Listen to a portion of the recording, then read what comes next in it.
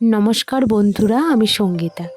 আজকে আমি তোমাদের সঙ্গে যে ভিডিওটা শেয়ার করছি সেটা ছিল বোলপুরে অনুষ্ঠিত 3rd ইন্টারন্যাশনাল আর্ট ক্যাম্পের বিশেষ কিছু মুহূর্ত, যেটা সুন্দরবন আর্ট একাডেমি দ্বারা আয়োজিত হয়েছিল।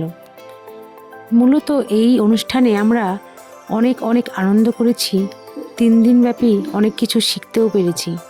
বিশেষত এই অনুষ্ঠানের মাধ্যমে শিল্পজগতের নবীন ও প্রবীণদের মেলবন্ধন হয়েছিল। প্রথম দিনেই আমরা একজন স্যারের কাছে জল রঙের ডেমনস্ট্রেশন দেখেছিলাম। এরপর একে একে অ্যাক্রিলিক, কোলাজ ইত্যাদি আর্ট দেখেছি।